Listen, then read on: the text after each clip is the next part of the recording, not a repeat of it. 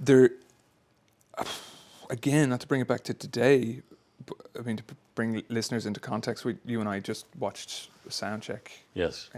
Earlier on today, Paul Simon. Yeah. Sound checking, and again, like, I remembered that feeling of being, you're kind of on the outside of what it was like listening to like Simon and Garfunkel for the first time as a 13, 14-year-old kid, and it's like you're looking at the firmament, some great mysterious firmament, but you're outside of it, you know, in the darkness, and you just want to crawl towards it, and you want to, you know, what's going on here, you know, and just to be, so again, I found that really deeply affecting, you know, and my heart was just torn open. Hearing him in person, to be just in a sound check, just you could feel that. To be feet from the man who would have changed my life forever with a song like The Boxer or Still Crazy after all these years, you know. That to me, I was reminded of, like, oh God, like being 14, 15 and scarcely struggling, and I still can struggle. I struggle to imagine writing something as beautiful as those songs, you know, and I think there's part of you that wants to try, you know, or wants to give it an honest college try, you know, let's go.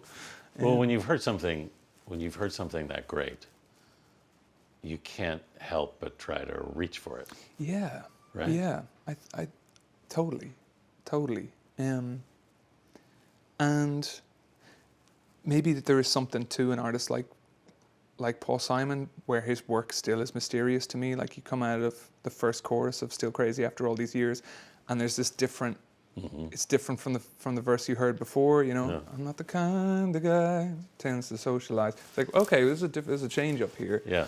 There's a freedom with which he kind of moved through his incredible vocabulary of chords and his incredible shaping of harmony or utilizing of harmony. He's like, oh, you know, we're going here now for the bridge. You're like, you know, and that to me just ignited that. It's a sense of mystery, and I think maybe that's what brings you back to music is you hear something. Mishearing something is a gift also. I've heard Tom Waits talk about that. Hearing a melody in another room and mishearing it, and then going, oh, that was cool. You know, I heard a siren this morning, and I was like, that's playing a melody, but it was just too far. It was a siren. But, these things pop out of solid air at you, you know, sometimes. So Well, that's, I mean, I think it's, I mean, I know just from a journalistic standpoint, one part of the reason I keep having these conversations is because you never quite get to the answer. No.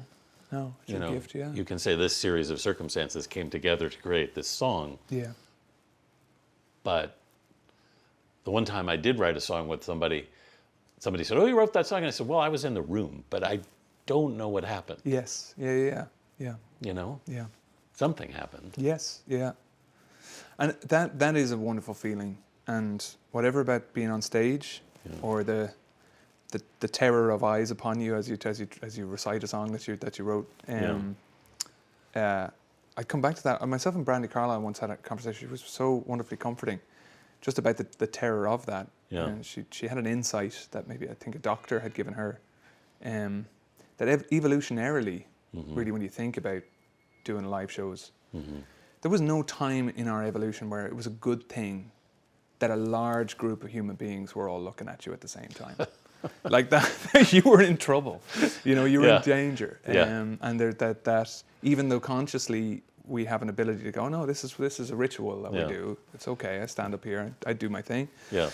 And it's a ritual of community. It's a ritual of innocence. It's a ritual of celebration, of fun. But it's, you know, deep down in our kind of, I don't know, lizard brain, there's like, you're in danger. You know, people are screaming at you in the thousands, you know.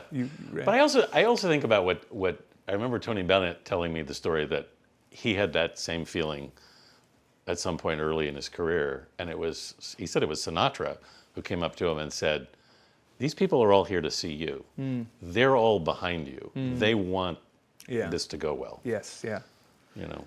Yes. It'd be great to have access to that thought. It'd be great Just the self-esteem would be wonderful. Yeah. No, but it is. No, it is true, and I think it's when you feel that, that is a really special. It is Yeah. a special.